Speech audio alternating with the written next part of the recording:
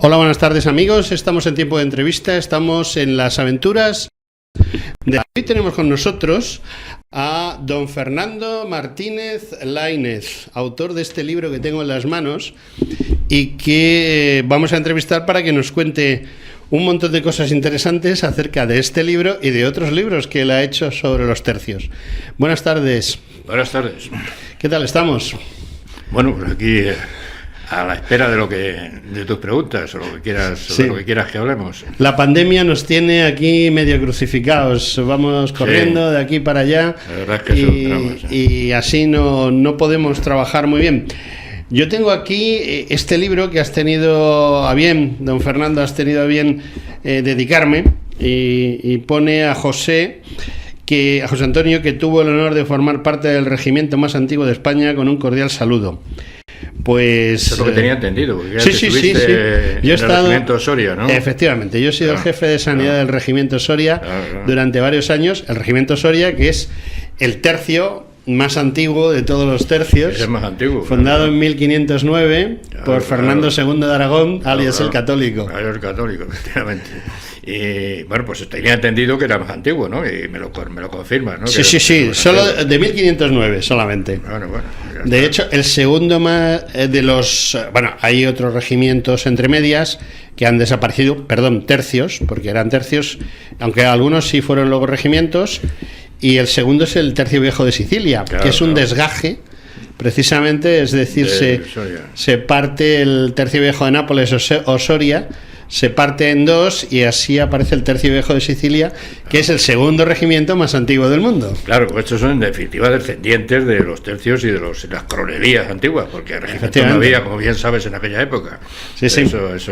Bueno, la coronelería es posterior, porque es una copia de lo francés. En tiempos, en la guerra italiana ya se empleaba la coronelía. Ya se empleaba, sí. En tiempos del Gran Capitán y eso, se hablaba de la coronelía. Se hablaba de la coronelería, pero en definitiva la coronelía es de origen francés, la palabra, más que española, ¿no? Se empleaba, yo creo, más en Italia. Mi idea es que se empleaba más en Italia. Sí. En tiempos de los reyes, en tiempos del Gran Capitán, ya se habla de las coronelías. Pero bueno, luego ya vinieron las compañías y los tercios. Y hablando de antigüedades y de tercios, tuvimos aquí un programa en el que estuvimos hablando sobre esos británicos, esos ingleses que dicen que sus unidades son muy antiguas, más antiguas que las españolas, o pretenden serlo, pero curiosamente el ejército profesional inglés, los tres primeros tercios, que fueron 3 tercios de españoles, los montó Pedro Gamboa con Julián Romero de Ibarrola, y que estos pertenecieron al Tercio Viejo de Nápoles, o sea, si habían sido capitanes en Nápoles, lógicamente esos tercios ingleses son más nuevos, ¿no? Yo creo que sí, pero bueno, ya sabes que los ingleses lo exageran todo, sobre todo amplifican mucho nuestras derrotas y tal, o sea que suele pasar, pero bueno, no estamos aquí para hablar de esos regimientos bastante nuevos que fundaron los ingleses a partir de soldados licenciados de Flandes,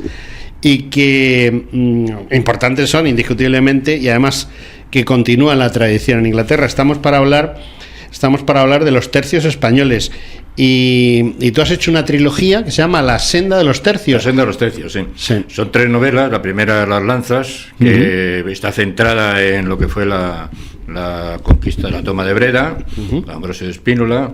La segunda, que es muy importante, es la batalla de Nördlingen, de la que tú seguramente conoces mucho también.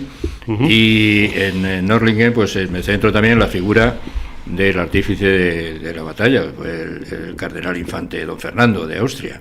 Y la tercera parte, que está dedicada prácticamente entera a la batalla de Rocroi, con sus preliminares, sus consecuencias, etcétera. Entonces es una visión novelada, pero muy ajustada a lo que creo que fueron los hechos objetivos, vamos. Bueno, la verdad es que estos tiempos de estos 4 años que llevamos con nuestro programa, hemos traído aquí a muchos autores y coincidimos con ellos en algo muy importante, y no sé si tú vas a coincidir también conmigo, de que muchas veces se da por ganada o por perdida una batalla como hecho histórico, es decir, a toro pasado, y sin embargo la realidad a lo mejor no es exactamente así. Y estamos hablando, por ejemplo, de Rocroi, porque este libro lo centras quizá en Rocroi, y bueno, pues a lo mejor Rocroi no fue una pérdida tan desastrosa como se cuenta, y quizá Rocroi no fue tan importante en la historia de España, o sí lo fue. Bueno, yo creo que ahí has dicho dos cosas que yo creo que son verdad. Por un lado, no fue una batalla tan desastrosa como la propaganda francesa la amplificó luego y la adornó, digamos, ¿no? Es verdad que no fue una, tampoco podemos decir que fue ni mucho menos una victoria, no fue una derrota, pero no fue una derrota, digamos, catastrófica para España en ese momento, ¿no?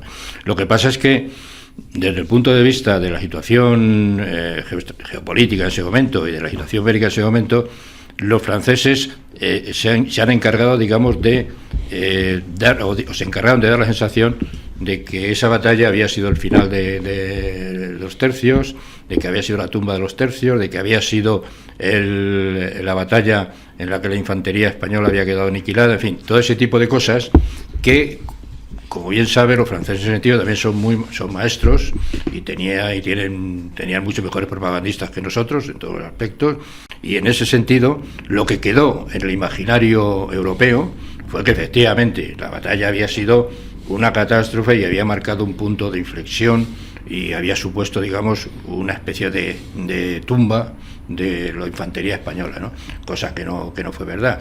Pero sí es verdad, como tú dices, que muchas veces el resultado de las batallas no está en función tanto de las pérdidas materiales, más o menos, que se puedan tener, sino en función de el imaginario, de lo que en un momento determinado se piensa que esa batalla ha supuesto y de las repercusiones que esa especie, digamos, de publicidad, por llamarlo de alguna manera, colectiva, pues se distribuye o se difumina o se difunde. Bueno, hay un caso claro, por ejemplo, estoy hablando de Rocroi, pero hay otros casos claros en la historia. La batalla de Valmy, famosa en la finales del siglo XVIII, con la Revolución Francesa. Bueno, pues una batallita, tampoco tuvo mucha repercusión. Sin embargo, en todos los libros de texto franceses, la batalla de Valmy, pues parece que es el símbolo del fracaso, digamos, de las ilusiones de los reyes absolutistas por conquistar, por volver, digamos, a la situación anterior a la Revolución Francesa y tal, ¿no?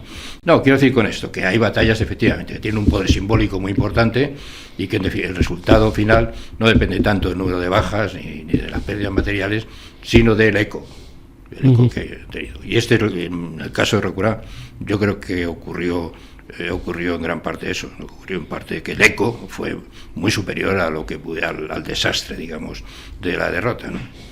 Bueno, Rocroi no es una batalla única. Sospecho que antes y después, y en esa misma época, es decir, no 100 años antes o después, sino en esos mismos momentos, en esa década que es tan complicada para España y que marca quizá nuestro final como no España en sí, porque en realidad los tercios son del rey más que de la propia España. Bueno, el rey era la encarnación del Estado. Exactamente, bueno, es que hablando del rey, hablamos del Estado, la corona. O sea, bien, es que el concepto político de hoy del siglo XVII es muy diferente, ¿no? Claro, pero quiero decir, era el Estado. Digamos que representan a España.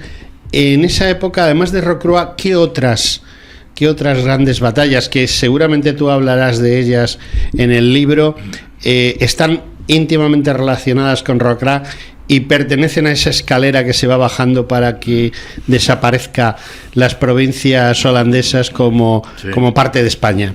Pues mira, un poco antes de Rocroi hubo una batalla muy importante que fue Honecourt, donde efectivamente la batalla tuvo un resultado absolutamente favorable para nuestros tercios. Fue una derrota en toda regla del ejército francés.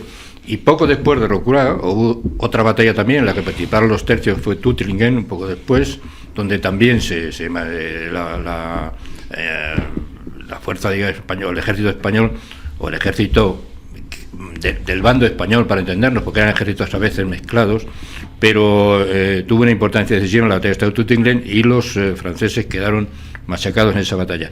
Pero, sin embargo, la repercusión de Rocroi fue mayor. ¿Por qué?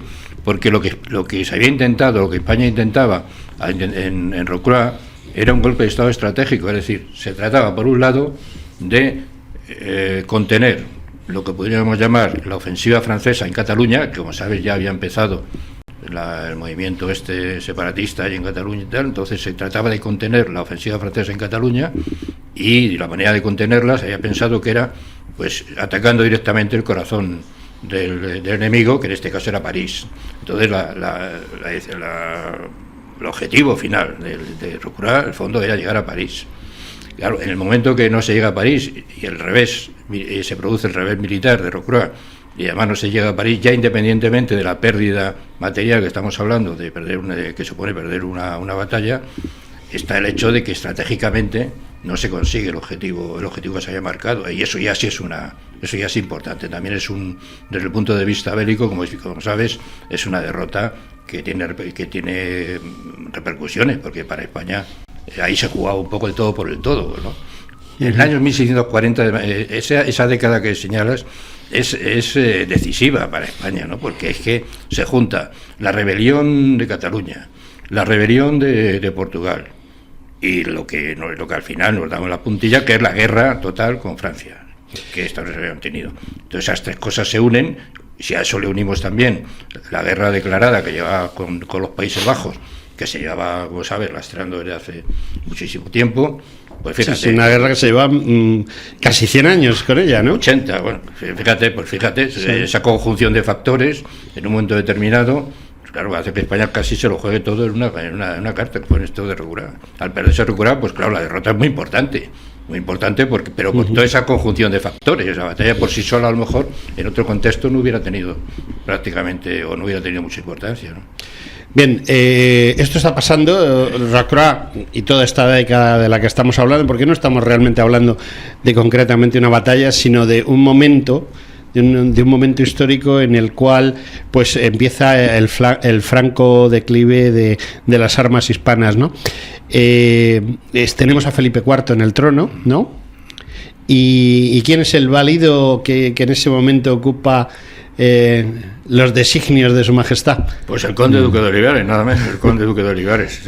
Pero sí creo que deberíamos tener en cuenta que se trató de un declive a cámara lenta, un declive lento. O sea, no fue tan rápido como la gente se piensa. No. La prueba es que, por ejemplo, la guerra con Francia, después de Rocroi, se mantiene todavía durante 16 años. Es decir, y hasta el Tratado de la Paz de París, digo, que se firma en 1659, la Paz de Vervins, quiero recordar, pues no se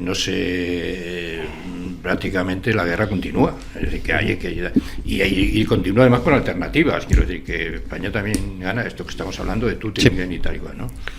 Pero bueno, al final se impone que España estaba sola, al final se queda muy sola, podríamos llamar rodeado de fuerzas muy importantes y todas enemigas, en un momento clave como fue el fin de la guerra de los 30 años.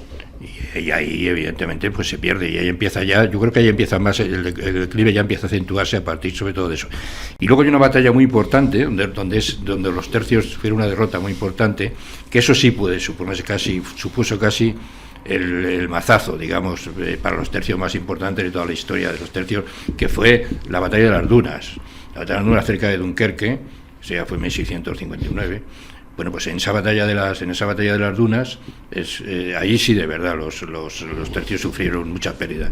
Y luego en el caso de Rocroi, la pérdida mayor, aparte de la pérdida material desde el punto de vista humano, mayor, pues fue la pérdida sobre todo de los veteranos, lo que llamaban los soldados viejos, porque ya en aquella época era muy difícil reemplazar, digamos, buscar reemplazos nuevos.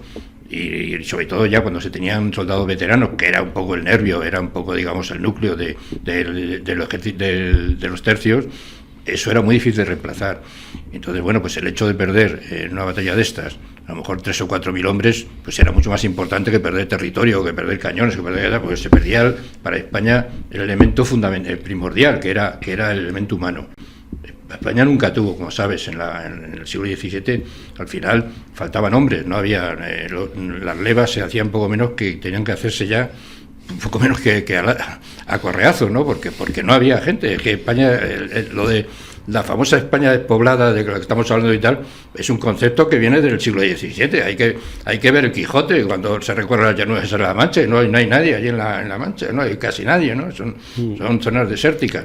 Bueno, pues eso ocurría también en España. Es decir, España se queda sin hombres en un momento determinado. Aparte ya de que se queda sin dinero, que también es grave, pero es que ellos quedan sin hombre. Entonces, claro, las pérdidas materiales, por ejemplo, en batallas de estas como Rocura, donde los veteranos, digamos, pues sufren pérdidas humanas importantes, tenían muchísima más importancia que la pérdida de territorio o la pérdida de material, ¿no? Sí, porque el problema de los hombres en edad militar, bueno, los hombres o en general la población, es muy fuerte en España, pero desde siempre, porque ya en la Edad Media había problemas de población. En la época de los Reyes Católicos, precisamente la reina Isabel prohíbe que vayan mujeres a América, salvo que sean o religiosas o esposas de, precisamente para evitar la despoblación, y nunca hemos tenido una población, nuestra población media ha sido siempre en esa época de unos 10 millones de habitantes, que no dan para lo que había que cubrir, ¿no? No llegaban, yo creo, no llegábamos a 8, 10, entre 8 y 10 millones es lo que yo he leído. Eso, por ejemplo, Francia ahí sí nos ganaba, la población francesa siempre ha sido mucho más numerosa que la española, ¿no? Bueno, de hecho, y es una pregunta que te hago yo a ti, los primeros tercios que empiezan, pues eso, con los Reyes Católicos, con Carlos I, primero, en número de unidades eran más numerosos, y segundo, estaban bien cubiertos, porque si echamos mano de la lista de revista, observamos que hay muchísimos apellidos que no son españoles. Es decir, los soldados que había en los tercios no eran todos españoles. Más bien, no solo no eran todos, que ni siquiera eran mayoría, ¿no? Claro, pero hay que hacer ahí yo creo que hay que hacer una salvedad ahí. Los tercios españoles eran españoles. Lo que pasa es que había tercios de otras nacionalidades. Bueno, yo estaba hablando de los tercios en conjunto, pero sí, lleva razón, y haces muy bien en definirlo. Españoles, y eran mandos españoles, soldados españoles. Sí. Luego lo que pasa es que había los tercios italianos, los tercios valones, que en algunas carreras también actuaban como tercios, otros como regimientos, y había también pues otros tercios como los borgoñones, incluso hubo algunos tercios ingleses e irlandeses. Pero esos eran, digamos, unidades aparte, lo que llamaban las naciones. Sí. España no, para cuando se hablaba de los tercios, siempre se hablaba de los tercios españoles, porque los demás eran tercios de naciones, pero los tercios de... Pero bueno, es verdad lo que tú dices, que digamos que en el conjunto de la fuerza, pues los tercios españoles representaban ese 20% que dice, pero porque la propia monarquía hispánica, tal y como estaba concebida, es una monarquía multinacional. Es decir, la corona de España no era solamente la corona de peninsular, digamos, o la corona de lo que ahora entendemos por España. O sea, la corona, como sabes... Sí, no hay nada más que ver el escudo de armas de Felipe II, de Felipe III, de Felipe IV, que están llenos de pues cosas como el Tirol. El Tirol, pues sí, el Tirol era del rey de España, o Bélgica, o partes de Alemania, de la actual Alemania, etcétera, ¿no? Entonces, claro, los tercios, el conjunto de los tercios quiere decirse que no eran todos españoles, claro que sí, pero los tercios españoles sí eran españoles. Sí, eran españoles. Claro. El problema entonces, cuando nos encontramos con el declive, es que muchos de esos territorios que sí eran del rey de España en el siglo XVI, al final del XVII ya no lo eran, y por lo tanto había también una disminución en cuanto a esos tercios de otras naciones, ¿no? Claro, o sea, por ejemplo, ya a partir de la paz de Westfalia, al final de la guerra de los 30 años, cuando ya se reconoce la independencia de Holanda y todo esto, y se pierden algunos territorios en Francia y tal, Franco Condado, por ejemplo, ya se pierde en el siglo XVII, para España era un enclave importantísimo. Pues claro, todo eso redunda en que al final ya si el elemento humano iba escaseando, pues ya con esas pérdidas pues todavía se acentúa más esa cadena, ¿no? Y entonces se llegó, para hacernos una idea, pues se llegó incluso a intentar contratar protestantes en Alemania para el ejército de la monarquía, porque ya no teníamos soldados prácticamente ya para atender a todos los frentes en Europa. Entonces se echaba mano de lo que fuera, aunque fueran protestantes alemanes. Y eso que era un ejército, no era un ejército de conscriptos, sino que era un ejército de profesionales, es decir, de gente a la que se le pagaba una soldada cuando se le pagaba, claro, que esa es otra, ¿no? Claro. Pero en el caso de los tercios de España, como tú sabes, los tercios eran todos voluntarios, es decir, no había conscripción para los tercios. Bueno, ya al final, yo creo que ya al final también había de todo, ¿no? Había que echar mano de todo, pero no, lo que entendemos por normalmente en los tercios no había recluta, digamos, lo que había era una especie de un voluntariado que se nutría, pues eso, de las banderas que se levantaban, y todos cobraban su soldada, efectivamente, porque sin soldada, soldado viene de sueldo, como bien sabes. Si no había sueldo, no hay soldado. No hay soldado. No había soldado. Entonces, bueno, pues eso estaba claro. Así que, bueno, eso es importante de saberlo, matizarlo un poco, ¿no? Sí. Yo no he tenido la suerte de poder leer el libro antes de la entrevista, porque me lo has traído tú directamente a la entrevista, pero rápidamente lo he ojeado, y como conozco el tema, no mucho, porque yo no soy un especialista en esto. Yo soy especialista en Aníbal, siempre se lo recuerdo a la gente. Yo soy uno de los que más saben de Aníbal, porque hasta hiise una tesis doctoral sobre él, pero Aníbal está un poquito antes, un poquito. Y a mí hay cosas que me llaman la atención de tu libro. Primero, es una novelación, lo cual me gusta, porque yo ya he leído otros libros de Fernando Martínez Laínez, y en esos libros pues siempre existe una novelación muy buena. Es decir, la novelación está hecha porque básicamente la historia pura y dura es muy árida, y si no la novelamos un poquito, pues la mayoría de la gente no pasa de la página 10. O sea, para que la gente se lea un libro entero tienes que ponérselo divulgativo, cómodo, fácil, y una de las maneras de ponérselo fácil es la novelación. Yo he observado simplemente por el nombre de los capítulos que quizá a la que él va describiendo esos capítulos y los va titulando, digamos que hace un parangón sobre la muerte, o sobre... se inicia ya hablando de la futura muerte, y por ejemplo meter un nombre que es un nombre muy concreto, Caronte, está recordándonos al barquero, claro, de Roma, al barquero que se llevaba a los difuntos de Roma. Claro, ese declive en definitiva es una muerte lenta de la España imperial, podríamos llamar, y esa muerte lenta tiene un paralelismo evidente con la muerte de algunos de los protagonistas, de los personajes del libro, ¿no? Entonces cuando Caronte, por ejemplo, empieza a recordar la batalla, que es Caronte es un jefe de espías que lo que hace es contar la batalla después de que ha pasado, pues atendiendo a lo que él a los testigos que ha podido, y los testimonios que le ha recogido después de que se ha producido ya el hecho, ¿no? Entonces bueno, en ese sentido, la muerte de Caronte, pues es un poco el final de Caronte, pues es un poco el final de esa España gloriosa en determinados tiempos que conocimos, o que se conoció. Y bueno, pues eso que dices, sí, es verdad que ya se hace mucho hincapié en esa en esa faceta, digamos, de la muerte, porque es un simbolismo, o yo he intentado plasmarlo como un simbolismo, como un paralelismo de la propia muerte de esa España, como digo, heroica, que al final pues fue, como todos sabemos, derrotada y vencida, ¿no? Yo acabo de oír hablar de uno de los protagonistas, Caronte, pero ¿quiénes son los principales protagonistas de esta historia que con forma de novela trata de divulgarnos un hecho tan importante como este? He intentado hacer una novela coral. De todas maneras, tengo que hacer también la salvedad de que la novela se puede interpretar también como una historia novelada.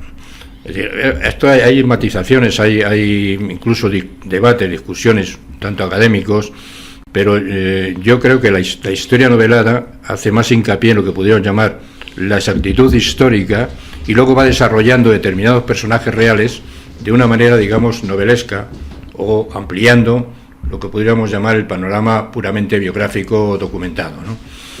Bueno, pues ahí va. El libro, en este caso, yo lo considero más bien una historia novelada que una novela una histórica como tal.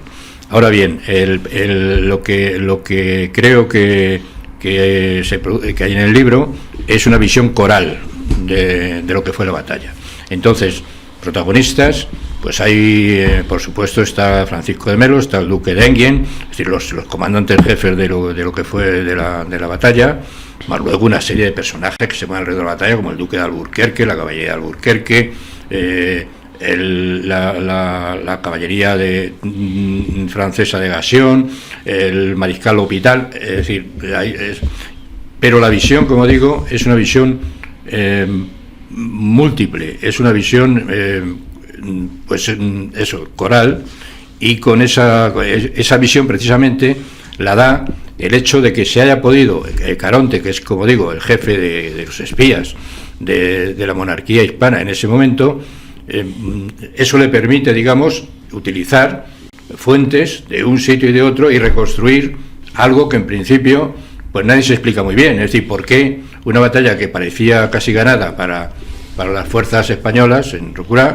pues termina siendo una derrota, ¿no? Entonces el rey le dice a Caronte que le explique a ver por qué ha pasado eso, ¿no? Y Caronte tiene que recurrir a esa especie de visión coral, porque la batalla, como bien sabe cualquiera que haya estudiado estrategia, la batalla es una visión siempre pues múltiple de muchísimos actores, de muchísimas influencias, de muchísimos factores que en un momento determinado se entremezclan todos, y que al final, incluso, como decía, creo que había no recuerdo ahora, un mariscal alemán que decía que cualquier tratado táctico solo valía hasta que empezaba la batalla. Luego ya cuando empezaba la batalla ya era otra historia. Los militares tenemos, aunque yo ya estoy retirado, pero tenemos una visión de esta jugada que dice que no hay los planteamientos que hacemos de una batalla o de una operación nunca sobreviven al minuto 1. Claro, a partir del minuto 1 puede pasar cualquier cosa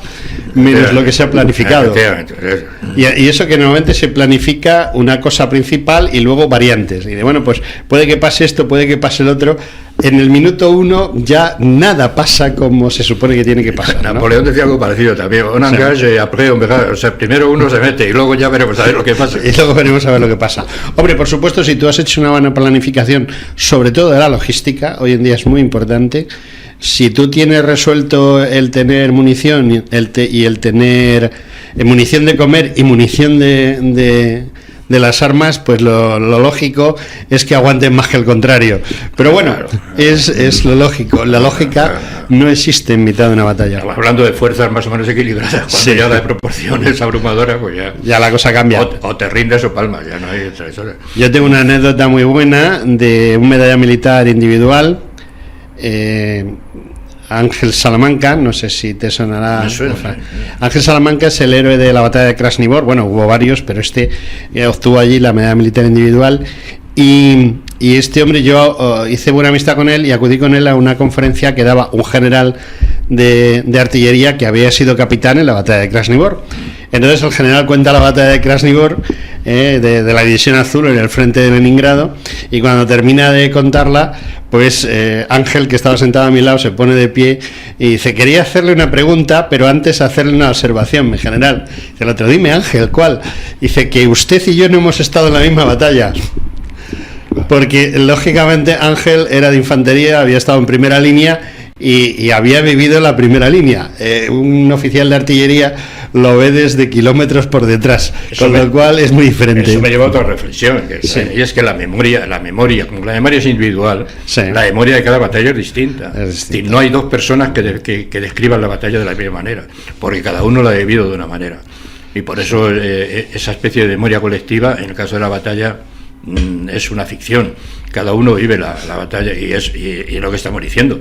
Si hay la batalla vista desde diferentes puntos de vista, o 20 testigos, son 20 batallas distintas, claro. Uh-huh. Efectivamente. Bueno, yo te quería comentar que, una vez que se produce el final de la batalla, que se produce, no inmediatamente, pero sí al cabo de los años, esa paz que termina de desmembrar el Imperio español, sobre todo en el centro de Europa, que además esa desmembración también rompe ese famoso camino español que iba desde Italia hacia Flandes, con lo cual la logística, que es algo tan importante, desaparece. Es una sucesión de hechos. ¿Qué sucede con esos tercios españoles cuando la batalla y la paz cambian el dibujo del mapa? Pues como tú bien señalas, o sea, los golpes estos, o el declive este de los tercios se va produciendo lentamente, no es un declive súbito, pero lo que queda claro es que es un declive. Y además los tercios se ven privados de ese camino español, ya incluso antes de la locura, se ven privados de ese camino español, que era el cordón umbilical que llevaba a las tropas a combatir a Flandes, ¿no?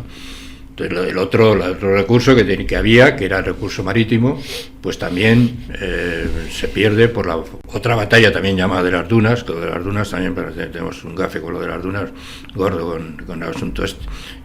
Y en esa batalla de las Dunas se pierde casi la última posibilidad que tiene España de llevar tropas también a partir de ahí, pues lo que hay es que cada uno hay una especie, hay de todas maneras una resistencia bastante digna y bastante más tenaz de lo que parece, porque en definitiva, hasta que se produce la guerra de sucesión, cuando ya muere Carlos II, pues realmente los territorios que ha perdido España no son tantos, es decir, hasta no en cantidad, pero sí en cuanto a calidad, es decir, a situación estratégica. Sí, sobre todo Flandes, pero bueno, Flandes se mantiene, hasta el siglo, hasta el principio del siglo XVIII, hasta 1700, Flandes se mantiene, el sur de Italia se mantiene, Sicilia se mantiene, las plazas del norte de África se mantienen. Por eso digo que es un declive, o es una decadencia, por llamarlo así, lenta, y por el lado español más tenaz de lo que parece. De hecho, en América, por ejemplo, no se pierde ningún territorio importante, aparte de Jamaica, pero los ingleses en el 1650 y algo creo que fueron, pero no se pierde ningún territorio importante en América, ¿no? O sea que todavía el león, digamos, hispano, estaba muy herido, pero no lo habían conseguido rematar. Estuvieron a punto de descuartizarlo, eso sí, ya con Luis XIV, cuando se produce la guerra de sucesión, con la guerra de sucesión. Pero bueno, ahí sobrevivió. Lo que no sobrevivieron fueron los tercios, porque como había que seguir el modelo francés, en cuanto llegaron los franceses, la dinastía francesa, la dinastía borbónica, lo primero que se hizo fue cambiar la palabra tercios por la palabra regimientos, ¿no? Don Fernando, nos estamos quedando sin tiempo. Dos preguntas muy rápidas. Una es una ucronía, es decir, ¿qué hubiese pasado si estas guerras de mitad del 17 dan lugar a la separación de Portugal de España? Pero digamos que hubo la posibilidad, o alguien nos planteó, cuando en una de esas paces en las cuales se reparte territorio, hay quien planteó a España la posibilidad de ¿qué prefieres quedarte, con Cataluña o con Portugal? ¿Qué hubiese pasado? Esa es una pregunta de trampa saducea. Sí, es una trampa saducea. Exacto. ¿No hubiese sido mejor quedarnos con Portugal? Para España hubiera sido mucho mejor seguir con Portugal, claro que sí. Porque entre otras cosas es un país más importante y además había un imperio colonial. Un imperio colonial, exacto. Eso es obvio. Y menos problemático, además, los portugueses no son problemáticos. Pero bien es cierto que digamos que desde el punto de vista de la raíz de lo que podríamos la nación, hombre, Cataluña formaba más parte, digamos, de esa raíz. Sí, no, Portugal por una mala suerte histórica, que de circunstancias absolutamente nefastas, que se logró mucho tiempo, pues no hubo posibilidad. Fíjate que se intentó, porque además parece un poco absurdo, ¿no? Una península que de repente está un trozo aparte y tal, igual, ¿no? Bueno, pues eso se mantuvo contra viento y marea de la Edad Media, y no tiene ninguna explicación racional realmente, ¿no? Pero bueno, la historia es así. Es lo que tenemos. Y lo último de lo último, ¿por qué tengo que comprar tu libro? Pues yo creo que debes comprarlo por sí, aparte primero porque es mío. Primero porque es tuyo. No, me estoy refiriendo, dame una buena razón para que yo, amante de la historia, de la divulgación de la historia, yo soy una de las personas que está oyendo este programa o viendo este vídeo, ¿por qué compro tu libro? ¿Por qué lo debo de comprar? Bueno, yo creo que en fin, se me ocurre que lo podrías comprar porque te va a dar una visión, yo creo, bastante exacta de lo que fue una batalla tan importante como la de Rocroi. Y por otra parte te va a dar una visión también, históricamente, yo creo, bastante ajustada a la realidad de lo que fue esa especie de decadencia de la que estamos hablando, de declive del que estamos hablando, a partir precisamente de esa década maldita para España, que es la década de los años 40 en el siglo XVII, ¿no? Así que pues esas dos razones yo creo que están. Y luego ya si encuentras además que te gusta el estilo y te gusta cómo está escrito, a mí me gusta, pues ya a mí eso me juega. Pues, por cierto, he incluido un glosario militar de la época. Sí, al final muy interesante, y unos mapas también muy interesantes, ya lo he visto, sí. El glosario que pues para que, por si hay alguna duda en el texto con algunas palabras que han quedado anticuadas y tal, bueno, pues ahí hay un glosario que explica, puede explicar. Es que hay mucho bisoño entre nuestros oyentes, que quede claro. Bueno, don Fernando Martínez Lainez, espero que amigo y desde luego apasionado de la historia, como lo soy yo y como lo son nuestros oyentes. Muchas gracias por venir a vernos. Pues nada, espero que no sea la última vez y que podamos seguir hablando de la historia, aquí o donde quieras. De acuerdo. Venga. Pues hasta un próximo día. Muchas gracias.